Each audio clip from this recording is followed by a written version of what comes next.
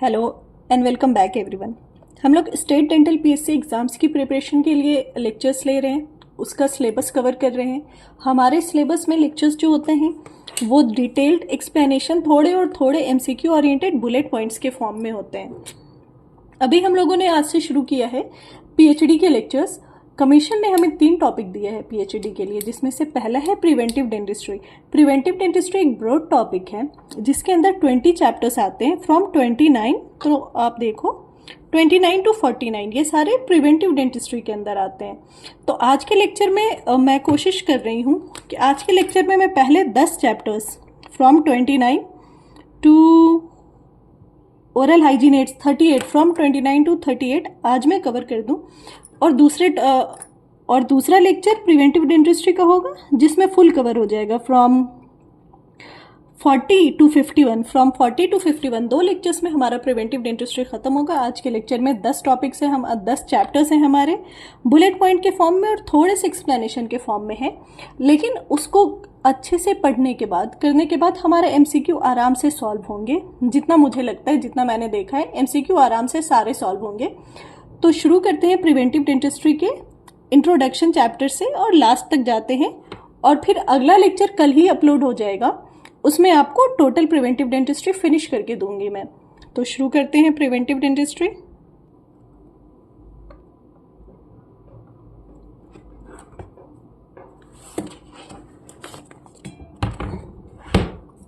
Just give me a second, just 1 sec।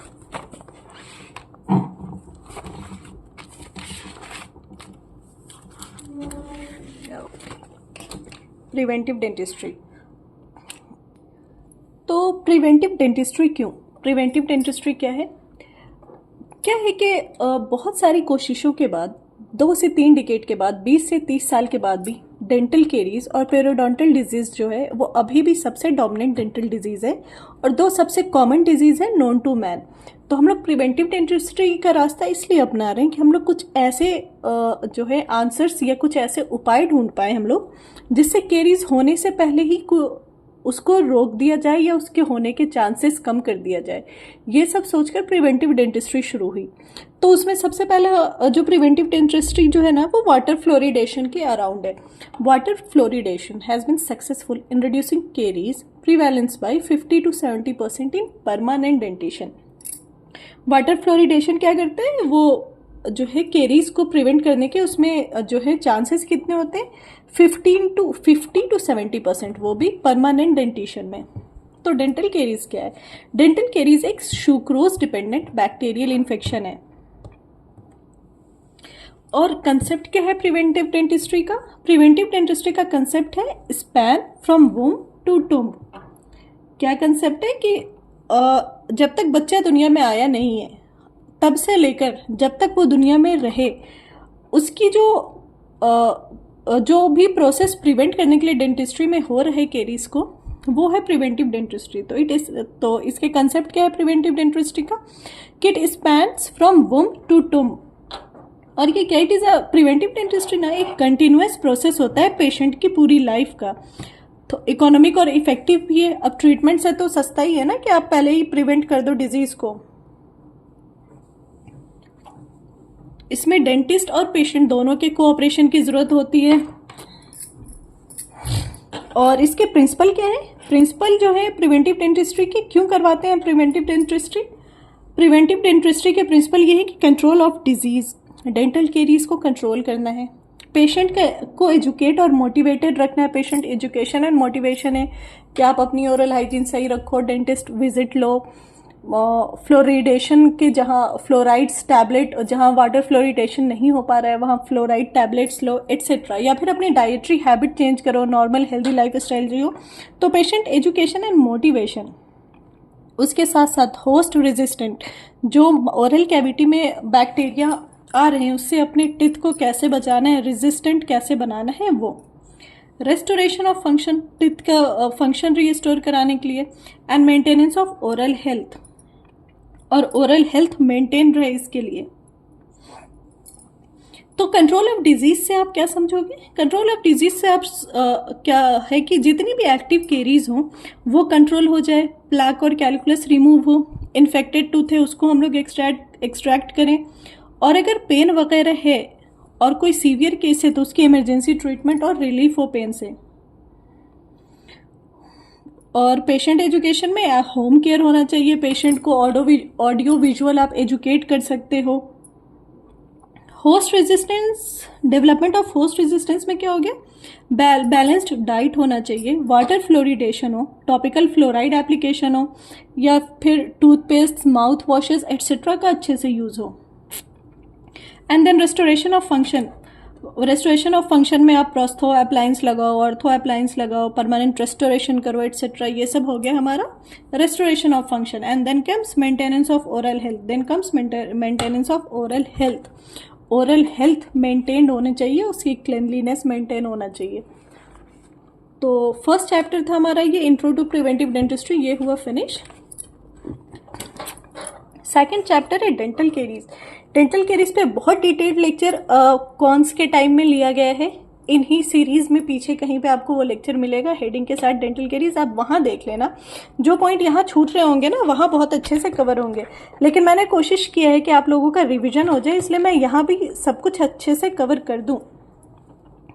तो क्योंकि ये पब्लिक हेल्थ डेंटिस्ट्री है तो हमें थोड़ा हिस्ट्री भी इसकी देखनी है। तो जो डेंटल केरीज है ना वो सबसे पहले कब मिला था? Dental caries as far back as long as कब से एग्जिस्ट करते हैं? तो dental caries has been found in the fossil remains of Pithecanthropus erectus and homo rhodesiensis. ये एक प्रोबेबल क्वेश्चन हो ना हो, एक इम्पॉर्टेंट और इंटरेस्टिंग है। सबसे पहले जो है वो डेंटल केरीज वो fossil remain of Pithecanthropus erectus and homo rhodesiensis, सिएंसिस में मिला था। किसमें?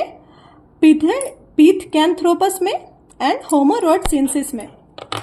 Early ancestors of man, and they are the early ancestors of man. ये याद हो गया। सबसे पहले फॉसिल रिमेन में किनके मिला था dental caries? Caries increased considerable in Homo sapiens during Neolithic period. और केरीज के इंसिडेंस कब ज्यादा बढ़े? नियोलिथिक पीरियड में आकर। फिर केरीज की definition, tooth decay is an infectious disease generally affected by diet and the pattern of its consumption by host.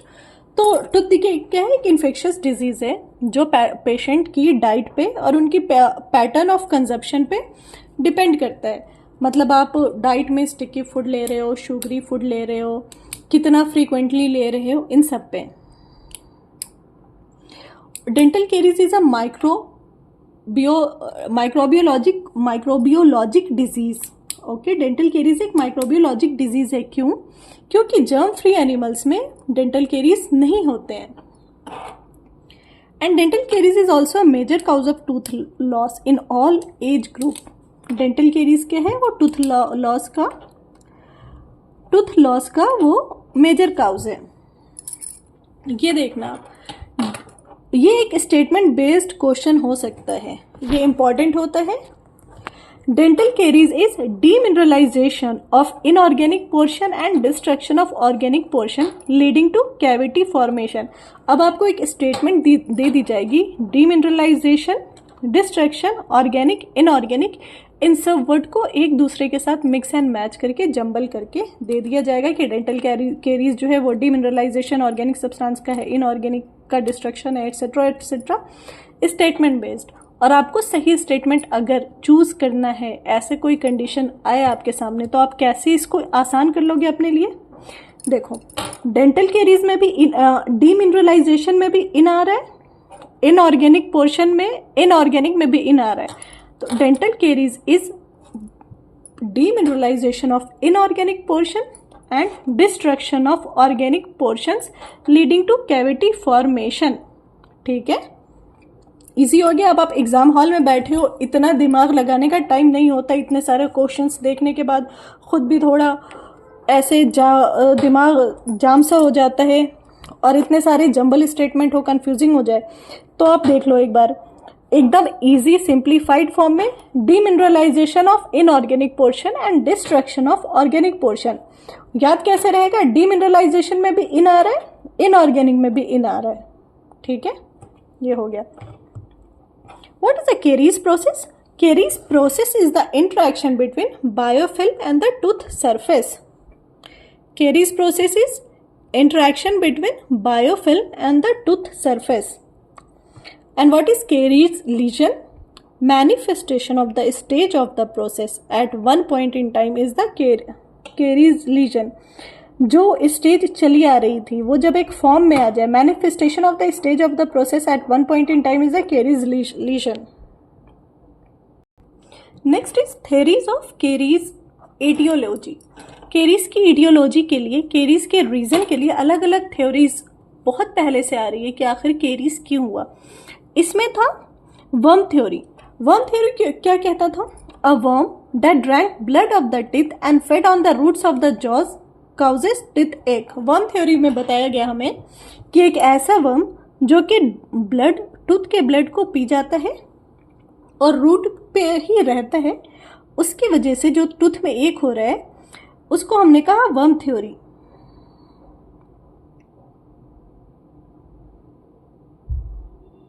और ये किसने दिया था worm theory? Worm theory was given by Guy de worm theory was given by Guy de Chauliac. Worm theory was given by Guy de Chauliac. उसके बाद आया parasitic या septic theory. According to this theory, filamentous parasites present in surface membrane of the teeth and it is called as denticola. Parasitic या septic theory में कहा गया है कि एक फिलामेंटस पैरासाइट है जो टिथ के सरफेस मेम्ब्रेन पे होता है और उसको हम लोग डेंटिकोला बोलते हैं। देन के chemical theory. Chemical theory, dental caries was caused bye unidentified chemical agent. इन्होंने कहा कि पता नहीं किसी केमिकल एजेंट की वजह से होता है। उसके बाद आया, बहुत सारे हैं जो इम्पॉर्टेंट है उसमें, chemoparasitic theory. Chemoparasitic theory is the most accepted theory for the etiology of dental caries. तो which is the most accepted theory for etiology of dental caries? Chemoparasitic theory is most accepted theory for etiology of dental caries. Chemoparasitic theory doctor Miller ने दिया था 1890 में। और इसके कीमोपैरासाइटिक theory की limitations क्या थी? कीमोपैरासाइटिक थ्योरी की लिमिटेशन ये है कि अरेस्टेड कैरीज जो है ना वो कैसे हो रहा है, वो कीमोपैरासाइटिक थ्योरी में नहीं बताया गया। अरेस्टेड थ्योरीज कैसे होगी वो कीमोपैरासाइटिक थ्योरी में नहीं डिटेल किया गया। तो डॉक्टर मिलर ने अपनी कीमोपैरासाइटिक थ्योरी को एक्सप्लेन करने के लिए बहुत सारे एक्सपेरिमेंट किए थे। उन्होंने जो पहला एक्सपेरिमेंट किया था ना वो था एक लिटमस पेपर को उन्होंने लिया और केरियस लीजन के डीपर मेम्ब्रेन में उसको जब इंसर्ट किया, टच कराया, तो उन्हें पता चला कि यहाँ एसिड प्रेजेंट है। उसके बाद क्या हुआ कि बहुत सारे फूड जैसे कि ब्रेड हो गए, शुगर हो गया, इन सबको सलाइवा के साथ मिक्स करके 37 डिग्री सेल्सियस पर जब इंक्यूबेट कराया गया ना तो इंटायर क्राउन को वो डिकैल्सिफाई कर सकता था। और उसके बाद उन्होंने बताया कि बहुत सारे types of bacteria, at least 30 species of bacteria enough acid produce करते हैं डेंटल केरीज में, एटसेट्रा एटसेट्रा। लेकिन इसकी जो है क्या लिमिटेशंस है ना वो वही कि इन्होंने डॉक्टर मिलर ने अरेस्टेड केरीज का रीजन नहीं बताया, एक्सप्लेन नहीं किया उन्होंने।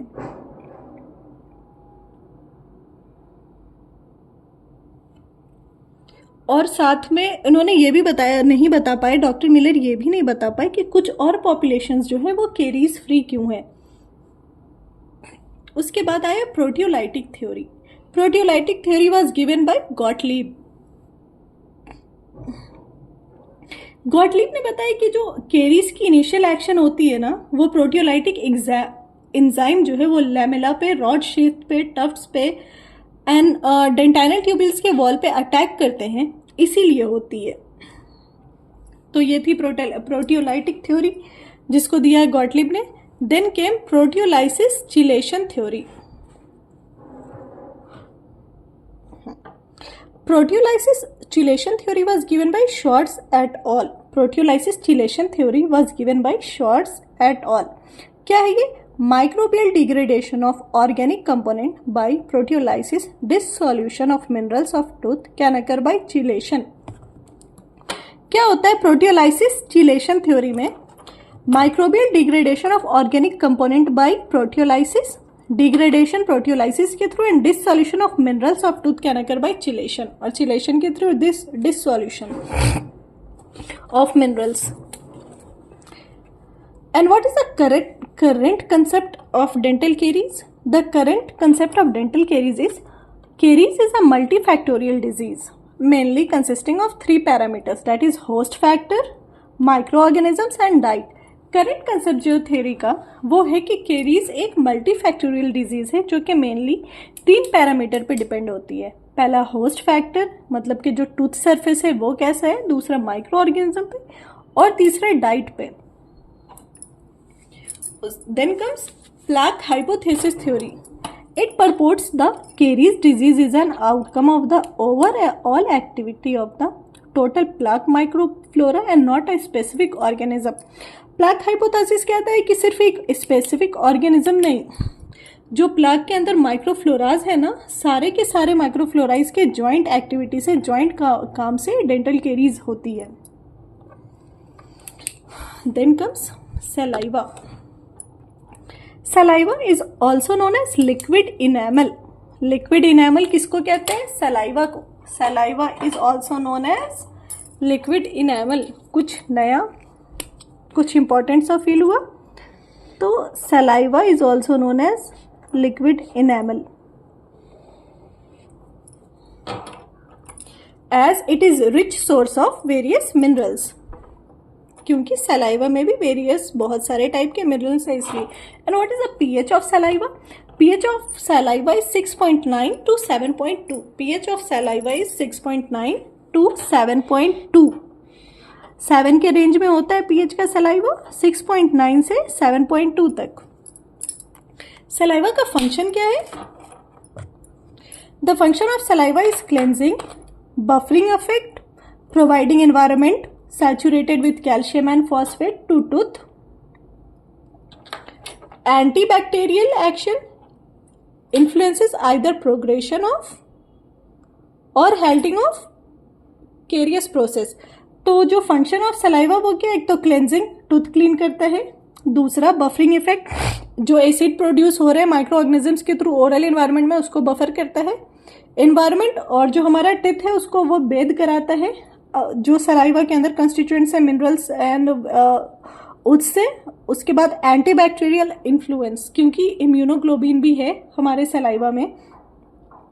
प्रोग्रेशन और हॉल्टिंग ऑफ केरियस प्रोसेस, और सलाइवा के प्रेजेंस या एब्सेंस से केरीज के प्रोग्रेशन या फिर हॉल्ट का भी इफेक्ट होता है. और जो सैलिवरी बफर है ना वो इनएफेक्टिव कब होगा? At pH below 5. जो पीएच 5 से नीचे चला जाए ओरल कैविटी का, ओरल इन्वायरमेंट का, तो सलाइवा की जो बफर कैपेसिटी है तो वो खत्म हो जाएगी पीएच जब 5 के बिलो जाएगा. तो क्या है बफरिंग कैपेसिटी? क्योंकि सलाइवा में बाइकार्बोनेट्स होते हैं, कार्बोनिक एसिड, फॉस्फेट होते हैं, ये सब सलाइवा के बफर सिस्टम होते हैं. Most prominent antibody found in saliva. What is the most prominent antibody found in saliva? Immunoglobulin A. क्यों? It reflects lifetime caries. Experience of individuals may not have a protective function. Most prominent antibody found in saliva is immunoglobulin A. But it may not have a protective action. It reflects the lifetime caries experience of individual. तो सबसे prominent antibody जो कि saliva में found होता है वो है immunoglobulin ए. कैसे? क्योंकि देखा गया है, स्टिल ये डाउटफुल है अभी वेरियस थेरीज और वेरियस रिसर्चेस के अकॉर्डिंग, लेकिन ये बुक में है इसलिए मैं आपको बता रही हूँ. क्या होता है जो ऐसे इंडिविजुअल्स जिनमें केरीज ज़्यादा है ना, जब उनका टेस्ट लिया जाए तो उनमें इम्यूनोग्लोबिन उनके सलाइवा में कम पाया जाता है। Bicarbonate is the most important buffer of saliva. Which is the most important buffer of saliva? Bicarbonates are the most important buffer of saliva. तो आप ये बताओ, क्या जब ह्यूमन बॉर्न करते हैं, जब छोटा बच्चा इन्फेंट्स बॉर्न होते हैं तो ही से उनके पास कैरियोजेनिक बैक्टीरियाज उनके ओरल कैविटी में होते हैं? नहीं। जब humans are not born with cariogenic bacterias, जब ह्यूमन बॉर्न होता है तो उनके ओरल कैविटी में कैरियोजेनिक बैक्टीरियाज नहीं होते हैं। तो फिर कहाँ से आ जाते हैं ये कैरियोजेनिक बैक्टीरियाज?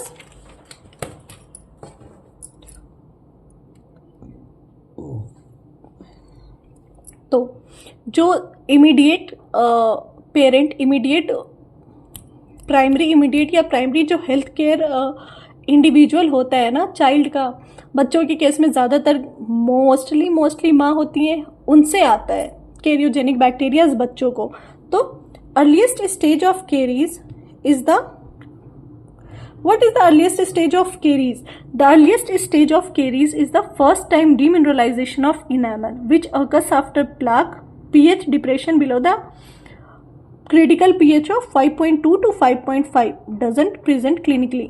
जो अर्लीस्ट स्टेज ऑफ केरीज होता है ना, वो सबसे पहला डीमिनरलाइजेशन इनेमल का, जो कि तब हुआ हो जब प्लाक में पीएच 5.2 से लेकर 5.5 के भी बिलो चला गया हो, मतलब 5-4 ऐसे चला जाए।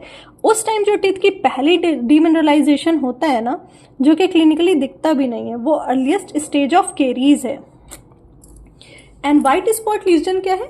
ये पहला विजिबल क्लिनिक प्रेजेंटेशन है डेंटल केरीज का due to sub surface enamel demineralisation.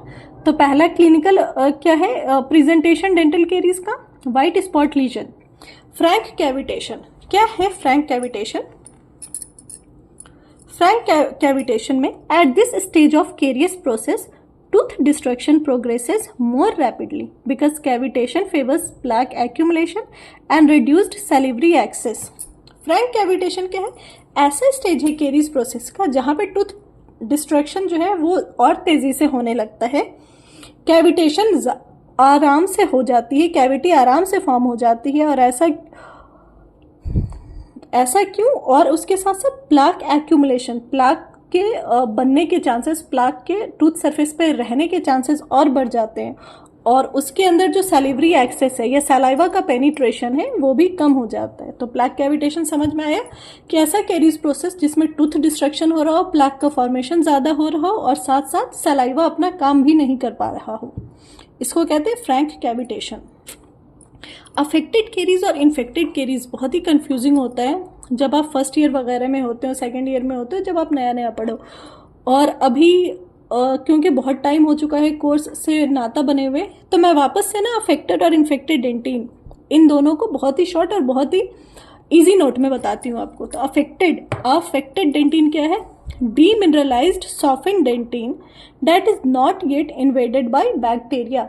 Affected है, कोई भी चीज़ अभी तक अफेक्ट हुई है, बस उससे हल्का सा अफेक्ट हो गई है, तो ऐसी डेंटिन जो डीमिनरलाइज्ड और सॉफ्ट तो हो गई है लेकिन अभी तक बैक्टीरिया उसमें इन्वेड नहीं किया है, एंटर नहीं किया है अफेक्टेड में।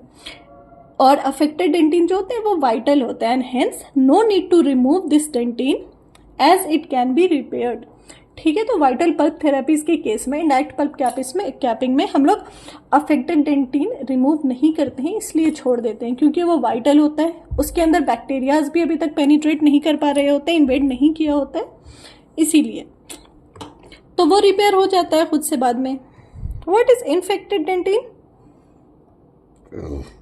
ये इन्फेक्टेड, इसके नाम में ये कि ये इन्फेक्ट हो चुका है, तो this is both softened and contaminated with bacteria and dead.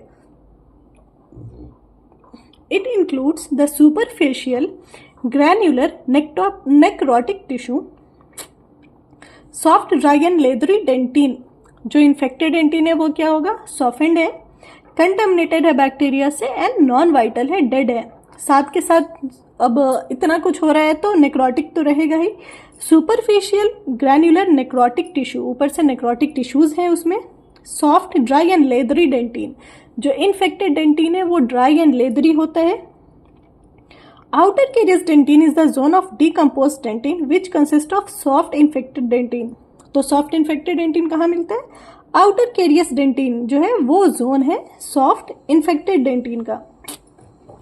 Infected dentin रीमिनरलाइज नहीं हो सकते हैं, इसलिए इनको कैविटी प्रिपरेशन के टाइम हम लोग रिमूव करते हैं।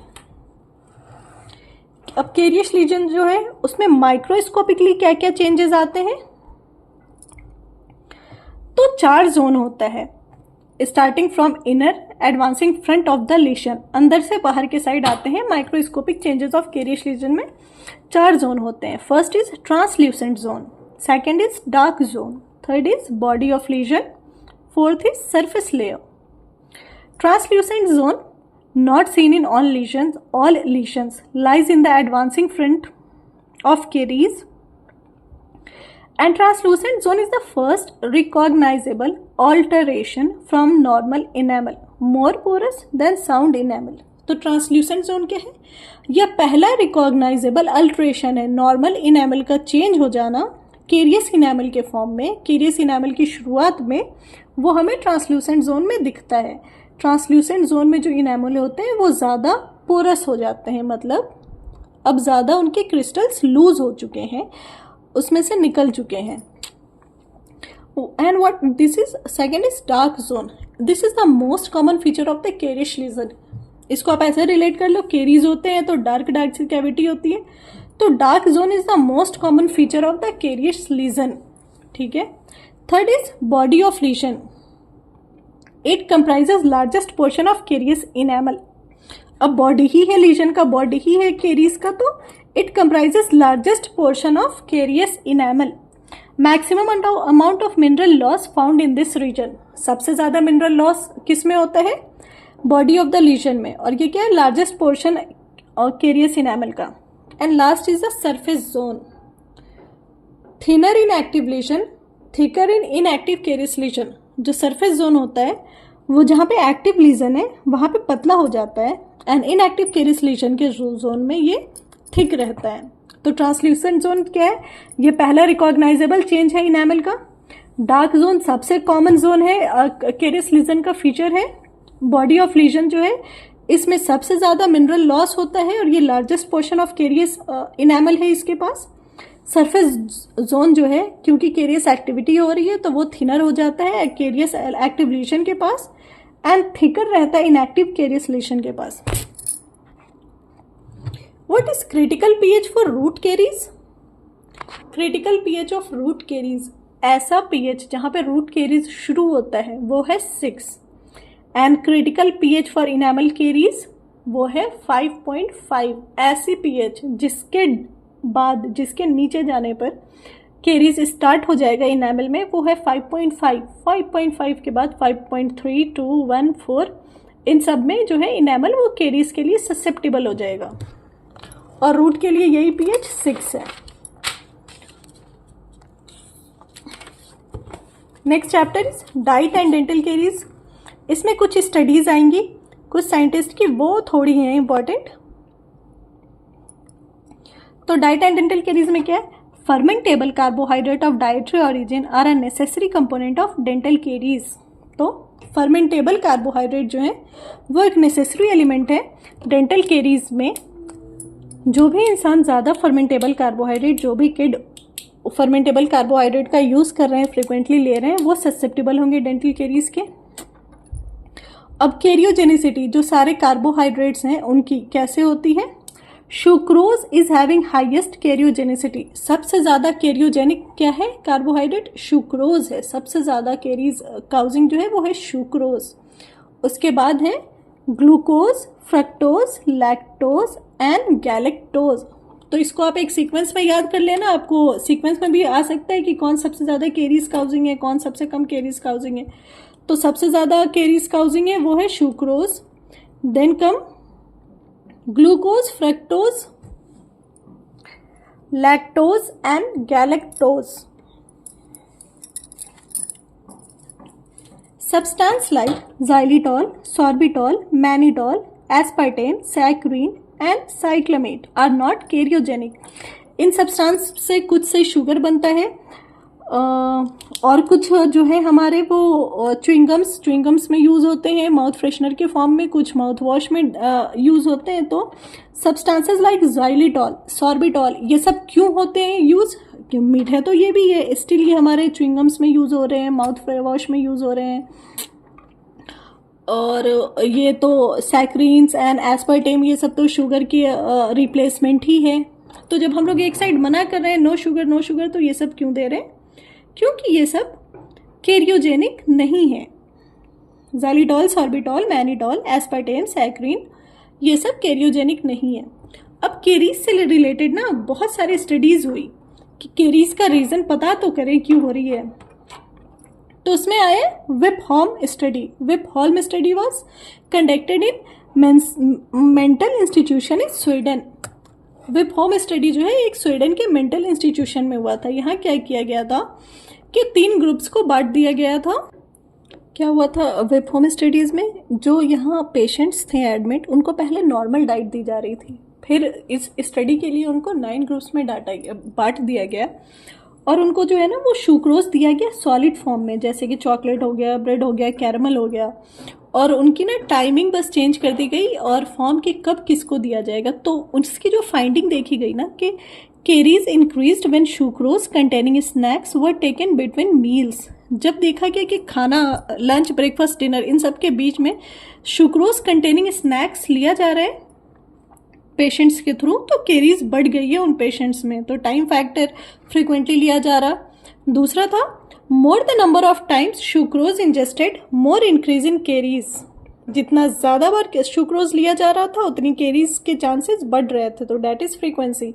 Sticky sucrose foods can retain high sugar levels were more cariogenic than those clean rapidly. And तो कंसिस्टेंसी, जितना स्टिकी होगा सुक्रोज वाला फूड उतना ज़्यादा कैरियोजेनिक होगा।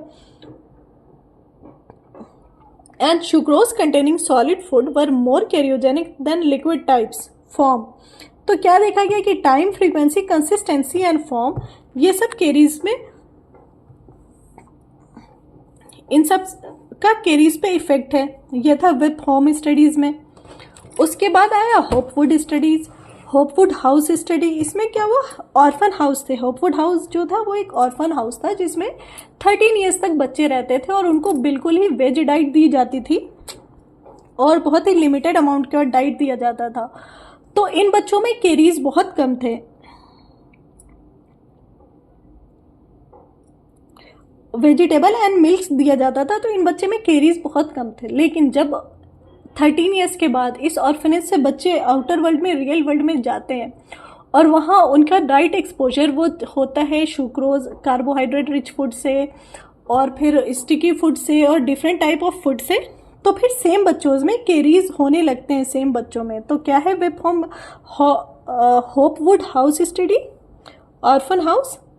When in orphanage, hygiene was poor, low fluoride drinking water was there, and diet mainly consists of wheat, soybean, and nuts. Significant reduction in caries was seen. But when after 13 years of their age, when they left orphanage and got exposed to cheese, sugar, refined carbohydrates, caries rate in them started increasing. Then come Stephen curve. क्या है ये Stephen curve?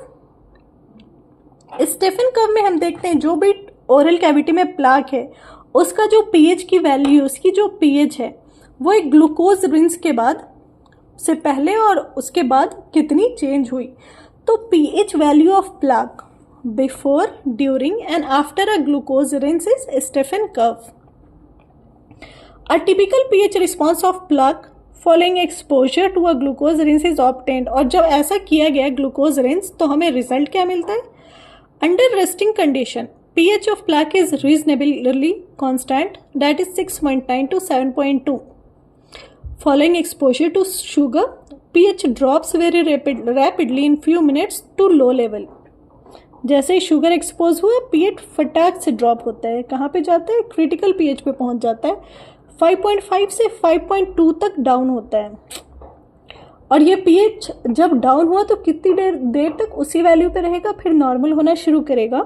तो later slowly it returns to its original value in over a period of 10 to 40 minutes. This is referred as critical period, results in mineral loss. तो जितना देर environment acidic रहा 10 से 40 minute उसको critical period कहते हैं और इसमें टिथ का मिनरल लॉस होता है। और अगर अभी 5.2 तक तो क्रिटिकल पीएच है, अगर ये पीएच गिर के 3 से 4 पे चला जाए तो surface layer would be irreversibly lost. तो जो टूथ का सरफेस लेयर है वो एसिडिक एनवायरनमेंट के कारण जितना भी लॉस होगा इनेमल वो इरिवर्सिबल होगा, वो रिवर्सिबल नहीं होगा। जब पीएच 3 या 4 पे गिर के चला जाए तो